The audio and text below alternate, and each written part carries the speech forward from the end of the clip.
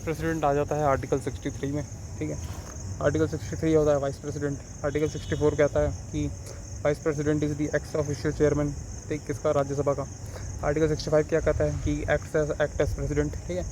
Article 65 के तहत vice president की तरह एक्ट कर सकता है अगर क्या बोलते हैं रिमूवल हो गया तो, डेथ या रिमूवल हो चुका है क्या बोलते हैं प्रेसिडेंट का। आर्टिकल 66 क्या कहता है, ये इलेक्शन प्रोसेस है और क्वालिफिकेशन है, दोनों है आर्टिकल 66 में, इलेक्शन प्रोसेस एंड क्वालिफिकेशन। तो इलेक्शन प्रोसेस क्या है, इलेक्टोरल कॉलेज आता है उसमें, ठीक है। इलेक्शन कैसे होता है, सीक्रेट बैलेट और एसटीवी जो प्रेसिडेंट का होता है सेम वैसे ही। इलेक्टोरल कॉलेज में कौन कौन आता है, both elected and nominated members of the parliament, ठीक, डज नॉट इंक्लूड एमएलएस। ये है वाइस प्रेसिडेंट का क्या बोलते हैं, वाइस प्रेसिडेंट का इलेक्टोरल कॉलेज। एमएलएस को इंक्लूड नहीं करता, और ये क्या बोलते हैं both elected and nominated members of the parliament को इंक्लूड करता है। तो ये डिफरेंस है प्रेसिडेंट और वाइस प्रेसिडेंट के इलेक्टोरल कॉलेज में कि वाइस प्रेसिडेंट के इलेक्टोरल कॉलेज में एमएलएस को इंक्लूड नहीं किया जाता, लेकिन प्रेसिडेंट के इलेक्टोरल कॉलेज में एमएलएस को इंक्लूड किया जाता है, ठीक है। और प्रेसिडेंट में नॉमिनेटेड मेंबर्स इंक्लूड नहीं होते हैं, लेकिन इलेक्टोरल कॉलेज वाइस प्रेसिडेंट के इलेक्टोरल कॉलेज में नॉमिनेटेड मेंबर्स को भी इंक्लूड किया जाता है, ठीक है। क्वालिफिकेशन क्या होती है वाइस प्रेसिडेंट की, तो सिटीज़न ऑफ इंडिया होना चाहिए, ठीक है, 35 साल का होना चाहिए, qualified for the election of Rajya Sabha, ठीक, प्रेसिडेंट लोकसभा के लिए क्वालिफाई होना चाहिए और ये राज्यसभा के लिए।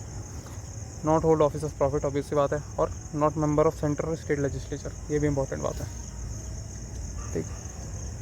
और इनके इलेक्शन के लिए कम से कम 20 प्रपोजर्स और 20 सेकेंडर्स होने चाहिए, 15,000 की सिक्योरिटी डिपॉजिट होनी चाहिए आरबीआई में, ठीक है। तो वाइस प्रेसिडेंट में 20 प्रपोजर और 20 सेकेंडर चाहिए होते हैं, और प्रेसिडेंट में 50 प्रपोजर और 50 सेकेंडर चाहिए होते हैं। ये शायद प्रेसिडेंट वाले में बोलना भूल गया था मैं, तो याद रखना कि वाइस प्रेसिडेंट में 20 प्रपोजर और 20 सेकेंडर, और प्रेसिडेंट में 50 प्रपोजर और 50 सेकेंडर्स, ठीक है। टर्म ऑफ ऑफिस आर्टिकल 67 कितना होता है, 5 साल। रेजिग्नेशन प्रोसीजर प्रेसिडेंट को देता है, ठीक है। रिमूवल कैसे होता है, तो resolution passed by the Rajya Sabha with effective majority, ठीक है। इफेक्टिव मेजॉरिटी से रेजोल्यूशन पास होना चाहिए। प्रेसिडेंट में भी यही था कि रेजोल्यूशन जो होगा इफेक्टिव मेजॉरिटी से पास होगा, ठीक है। And Lok Sabha bye simple majority. तो जिस क्या बोलते हैं जिस हाउस के अगर प्रेसिडेंट का हो रहा है तो थोड़ा माफ़ कीजिएगा तो प्रेसिडेंट का जो रेजोल्यूशन होता है वो दोनों ही हाउसेस में से स्पेशल मेजॉरिटी से पास होना चाहिए, लेकिन वाइस प्रेसिडेंट का जो रिमूवल का रेजोल्यूशन है वो राज्यसभा में से इफेक्टिव मेजॉरिटी से पास होना चाहिए और लोकसभा में से सिंपल मेजॉरिटी से पास होना चाहिए। अगर ये दोनों पास हो गया तो 14 दिन का नोटिस रिक्वायर्ड होगा किसके लिए, रिमूवल के लिए, और 20-20 इसमें भी 20 प्रपोजल 20 सेकेंडर लगने चाहिए। बेसिकली इतना कहना है कि रिमूवल होगा तो रेजोल्यूशन जो पास होगा वो राज्यसभा से इफेक्टिव मेजॉरिटी से होगा और लोकसभा से सिंपल मेजॉरिटी से होगा, ठीक है। रिमूवल के प्रोसेस के लिए 14 दिन का वही जो सेम चीज़ का प्रायर नोटिस दिया जाएगा, 20 प्रपोजल 20 सेकेंडर होना चाहिए, ठीक है।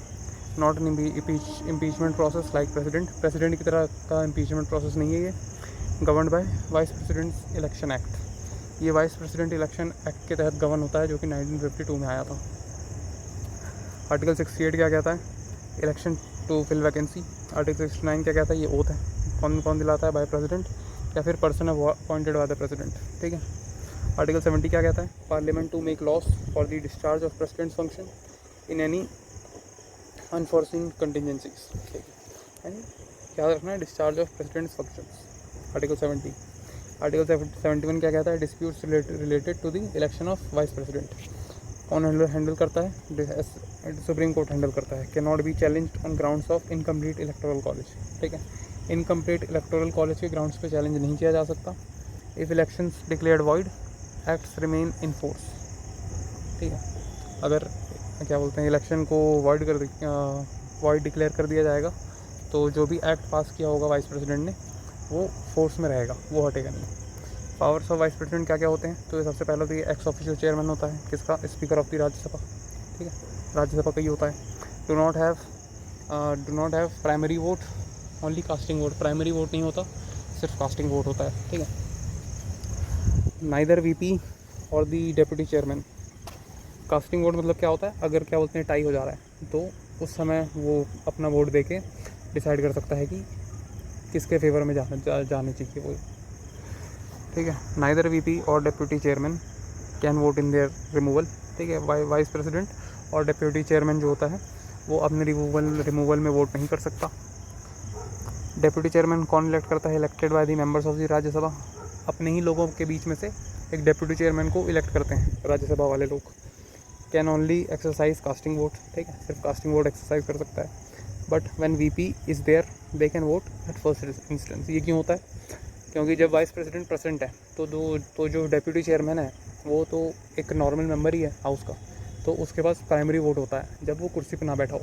अगर वो कुर्सी पे बैठा है तो उसके पास प्राइमरी वोट नहीं होता और सिर्फ कास्टिंग वोट होता है। एक्टिंग एज प्रेसिडेंट ये कब करता है? तो फॉर 6 मंथ्स, 6 महीने के लिए मैक्सिमम प्रेसिडेंट बन सकता है, until a new president is appointed, ठीक। रिक्वायर्स क्या बोलते हैं, receives president salaries and immunities while acting as president, ठीक है। समझ में आ गया? तो इतना ही था वाइस प्रेसिडेंट का।